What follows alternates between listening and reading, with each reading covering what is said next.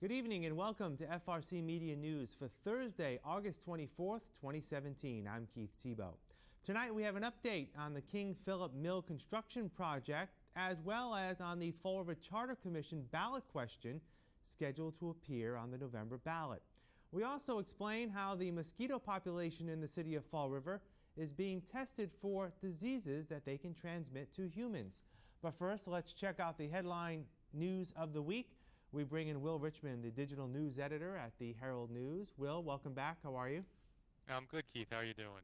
I'm good, thanks. Let's first start on some public safety issues. There was a recent series of shootings in the Weedamo and John Street areas of Fall River.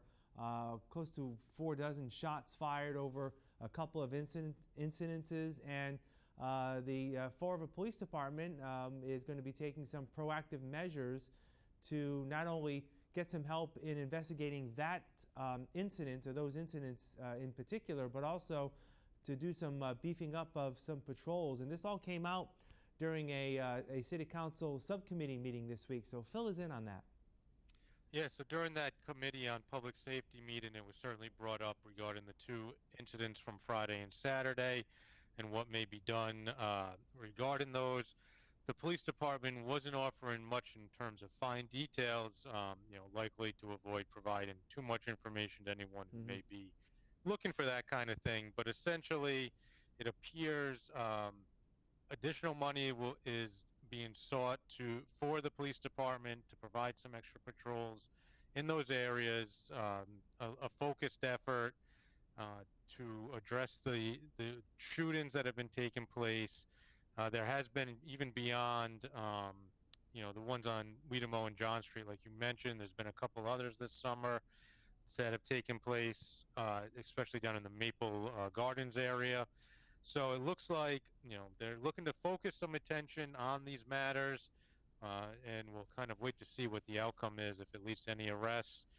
Additionally, the police department yesterday put out notice that they were offering a reward for any information that leads to arrest in either of those 2 incidents from the weekend as well. Right.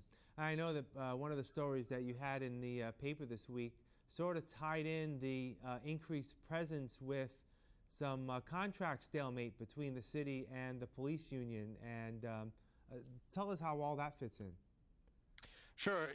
Some people may remember going back a couple of years, there were volunteers within the police department who participated in the Operation Blue Thunder, which resulted in numerous arrests, the takedown of a drug operation.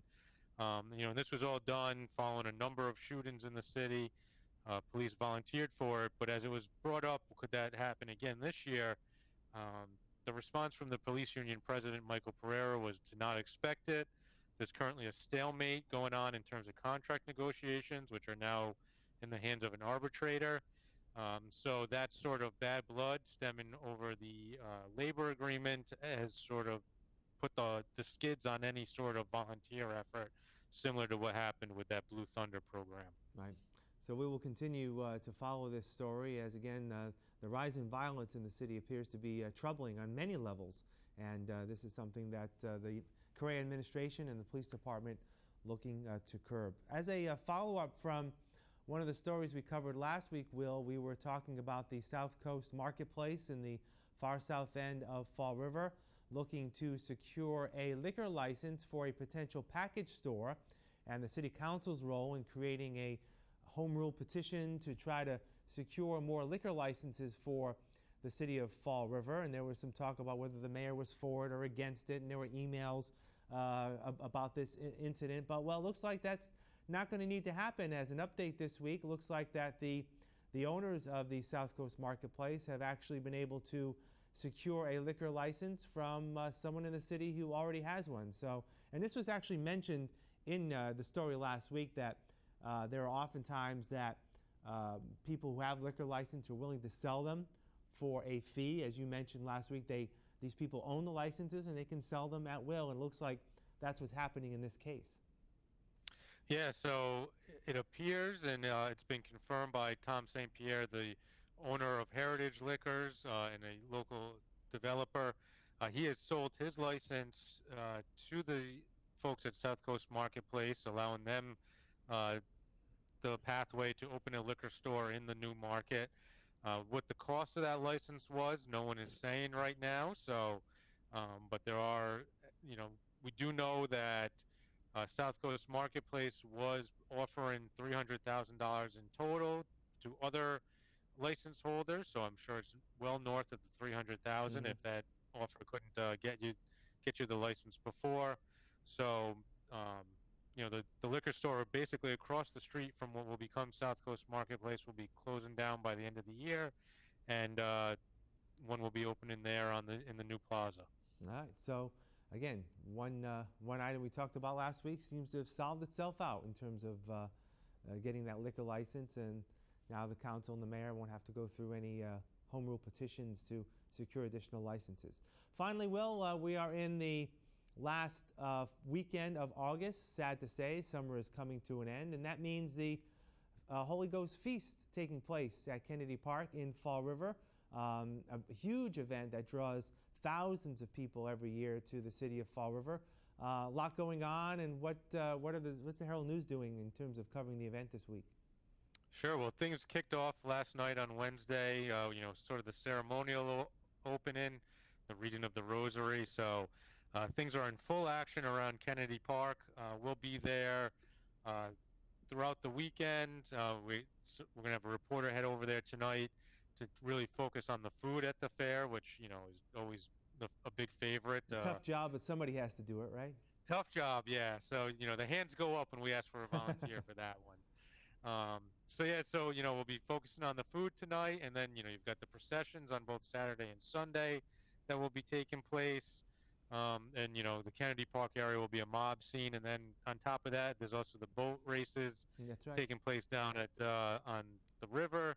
So, you know, if you got to get from the north end to the south end of the city, I would avoid the waterfront and Kennedy Park areas, at least till Monday. Right, and definitely South Main and Broadway as well, going up and down that part of the city. Good thing is it's supposed to be a beautiful weekend weather-wise, so no excuse to not get out and try to enjoy some of this local flavor in the city of Fall River. And we at FRC Media are also going to be covering a lot of what's happening on the feast, and we'll be having programming right here on Channel 95 in the coming weeks. All right, Will, what's coming up at the Herald over the next few days? Well, as you mentioned, it's the last weekend of August, end of summer, and on the flip side of that, it means back to school. So this weekend, we've got all the info from each of the districts in the area, looking at the important things that families need to know as they get ready to pack their lunch boxes and board the buses to school days in the next couple of weeks, as well as an interesting program that's taking place, bringing districts from Fall River and the surrounding communities together with a focus on supporting some social and emotional learning in schools throughout the region. All right, good stuff, Will. Thanks for joining us. We'll talk again next week. All right, have a good weekend, Keith. We'll have more FRC Media News right after this. Here are some job descriptions on the latest hot jobs list from the Fall River Career Center. Geriatric Care Manager. Arbor Counseling Services of Fall River, located at 1082 Davall Street, is looking for a full-time, experienced geriatric care manager to provide consultation services to nursing homes in the Fall River area. Job number 945-0189. Cook. Kindred Healthcare, located at 1748 Highland Avenue, is in need of a full-time cook responsible for preparing and cooking a wide variety of food for residents, customers, employees, and visitors. Job number 944-6714. Procurement Operations Analyst.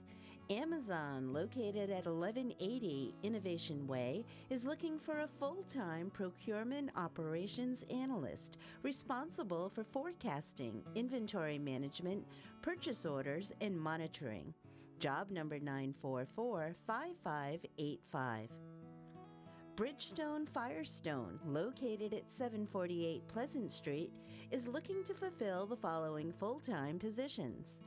Retail Store Management Trainee, job number 944-9855. Automotive Tire Maintenance Technician, job number 944-9857. The Fall River Public School Department, located at 417 Rock Street, is looking to fulfill the following full-time positions for the 2017 and 2018 school year. Classroom Paraprofessional, job number 944-6843. Social Studies Teacher, job number 944-6846. For more information on these or other positions, visit FRCmedianews.org or call the Fall River Career Center at 508-730-5000. Welcome back. The Fall River City Council Ordinance Subcommittee meeting is scheduled for next Tuesday, and on the agenda, a state tax incentive program that will be awarded to the developer of the King Phillip Mills complex in the city's south end. According to City Administrator Kathy Ann Viveris, the tax incentive program is site-specific and will be used for the creation of market-rate housing. And it can also be added to our traditional TIF agreements, whereby locally we would give a credit for the real estate taxes that are to be paid by the developer. And it's all designed to take what is a very old and troubled property and put it back on the tax rolls. Now, can you give me some history? What happened with the last developer? Well, actually, the owner of the property defaulted, failed to pay his real estate taxes and other fees on the property, so the city ended up taking it to land court and did a foreclosure process. And then I, as the custodian of tax possessions, became the owner, technically, of the property. And we set about trying to remediate a lot of environmental problems that the site had, and also trying to enlist a developer to come forward and renovate it. Is it going to have to go out to bid again? Actually, we did an RFP process, request for proposals, that didn't get any interest at all. And then we did a bid process, which got our current developer on board. He's had some changes in his financing, but he is committed to the project and wants to move forward, and so we're very optimistic that we're finally going to get it renovated, hopefully, if the HDIP is approved, for market rate housing. So the state money hasn't been approved yet? Right. The HDIP, we've had the public hearing. We didn't receive any objections. In fact, we got strong support from not only State Representative Alan Sylvia, who happens to be the president of the South End Neighborhood Association, but also the residents came out in support of it. If it's approved by the City Council, it then goes to the state, the Executive Office of Community and Development. They have to approve it, and then the developer will be able to apply for those tax credits and receive them. The question on whether voters want to change the current antiquated Fall River City charter is expected to go to voters at the November 7th city election. However, whether that will happen in time is currently in limbo. While the ballot question language has been completed and approved by the State Attorney General's office, City Councilor Stephen Camara has some reservation with how the question now reads. Not only does Camara want to see the question and its summary appear on the ballot, the summary is required by state law. He also wants language added that would explain the pros and cons on what the yes or no vote would mean for the city residents. The pros and cons explanation is not required by state law, according to the city's Corporation Counsel, Joe Macy. He told FRC Media News during a recent phone conversation that the final decision comes down to his interpretation of the law as it relates to municipal matters. While Macy has not yet made a determination, he does say he will have his answer by the next City Council Finance Subcommittee meeting scheduled for mid-September. Fall River Charter Commission Board Chairperson Mike Mioza has said all along that residents would be voting on the question as a package, meaning they will not have the luxury of choosing only parts of the question that they like. The recent City Council decision to refer Councilor Camara's concerns to the Finance Subcommittee holds up the process for the final election in November. at least right now. Because Board of Election Chair Liz Camara cannot get a quote for the cost of the ballots, she needs to order. This because she will not know what size will be necessary to house the information to go before registered voters.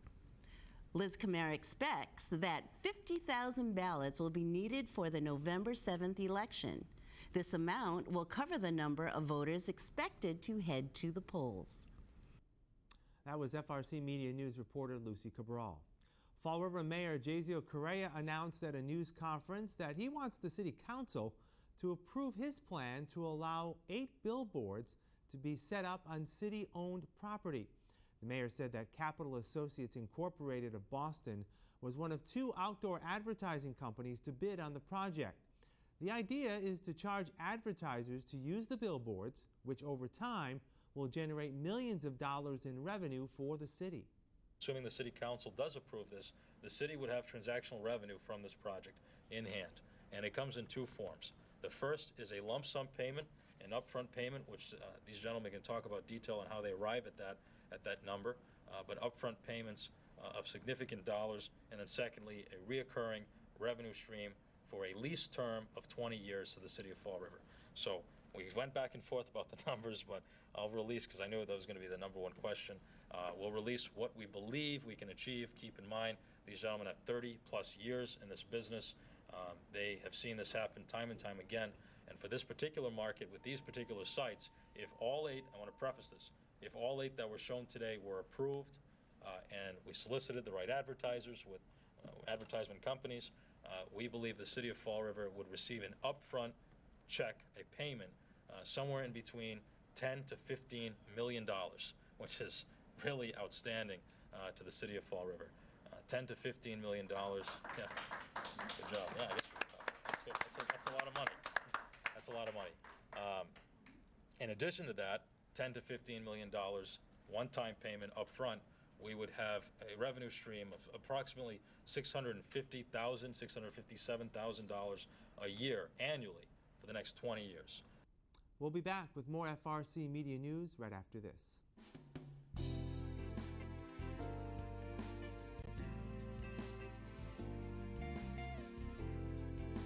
Today's pup, we have Athena. Athena is a 2-year-old pit bull terrier with a beautiful dot color of red. She's a very playful girl. She gets very attached to people. Athena knows how to sit, and she knows how to give a paw. So, you know, if you love kisses and affection from a dog, Athena will definitely be your girl. This is Kathleen. She's one of the new residents of Forever Paws. She's an adult female hamster. She came to us along with more than a dozen other hamsters. She's a great pet. She's a pretty simple pet, offbeat. Kids love to have hamsters. They're a great intro pet for teaching kids responsibility. They require fair-sized cage to give them space to move around, a wheel to run on, some fresh veggies as treats. This week we're featuring Clint. He's 5 months old. He is an owner surrender. And guess what? He was surrendered because he was too playful. But I know there's someone out there who wants a playful cat. So if you are up to it, he's the one for you. You need to come and see him at Forever Paws. We're on Linwood Street, 300 Linwood Street. The number's 508-677-9154. Stay with FRC Media as we provide complete coverage of the 2017 Fall River municipal election. As we prepare for the September 12th preliminary election, FRC Media is the place to learn about the candidates and the issues this campaign season. The candidates running for mayor and school committee have recorded 3-minute statements as part of our Meet the Candidates program. Watch them on FRC TV Channel 95 or online at frmedia.org or frcmedianews.org. Stay with FRC Media as we provide coverage of 2 mayoral forums leading up to the preliminary election, and of course, join us as we work with our colleagues at FRG TV on reporting the results on election night. The most comprehensive coverage of the Fall River municipal election can be found at FRC Media. Welcome back. In an effort to fight off mosquito-borne illnesses, Bristol County Mosquito Control Superintendent Priscilla Matten set up traps in Fall River. The traps, which were recently hung on tree branches at a city cemetery overnight, are designed to attract a pool of mosquitoes. Those insects that are collected are then tested by the State Department of Public Health to see if they are disease carriers. So today we're here to pick up 2 different types of traps that look at our different types of mosquitoes so that they can be tested to see if they have either West Nile virus or Eastern equine encephalitis. There's 52 different mosquitoes species in Massachusetts. So I know most of us think that there's one and the only good one is a dead one, but there are actually 52 different types of mosquitoes in Massachusetts. And that's important because some of them will bite birds, which is important, of course, for West Nile virus and AAA. Some of them will bite people, which, of course, again, is important for as a nuisance. Some of them will bite both, which is really important when it comes to disease transmission, because you need that mosquito to be willing to bite a bird one time and then go and switch over to some other mammal like a human or a horse or some other mammal, and that's how the disease is passed on. So what we're going to show today is 2 different traps that look for different things. So we have one trap that looks for mosquitoes that are host seeking, that are looking for a blood meal. So they may have already taken a blood meal before, she may have already laid her eggs, but she's looking for a blood meal so that way she can lay her eggs. The second trap is looking for mosquitoes that have already taken a blood meal and are looking to lay their eggs. So that's called a gravid trap.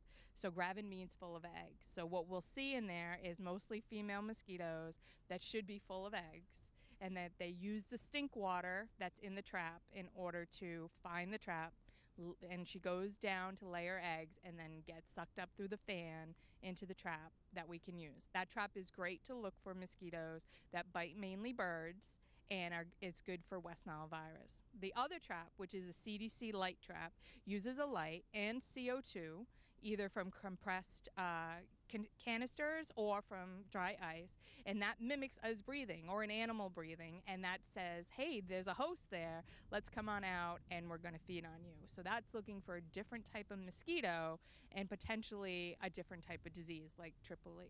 So we use different types of traps depending on what kind of virus we're looking for and specifically what kind of mosquitoes we're looking for.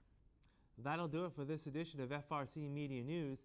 Again, a reminder, we are in the beginning stages of the Fall River municipal election. Make sure you follow FRC Media and FRC Media News as we provide complete coverage of the election. Next week, we'll be providing coverage of the People's Debate Mayoral Forum, and then also, again, on election night, September 12th, the preliminary election, we'll be providing simultaneous coverage with our colleagues at Fall River Government Television. You can catch FRC Media News Thursday and Fridays at 6 p.m. and online 24/7 at our website, frcmedianews.org. For all of us here at FRC Media News, I'm Keith Tebow. Have a good night, and we'll see you next Thursday.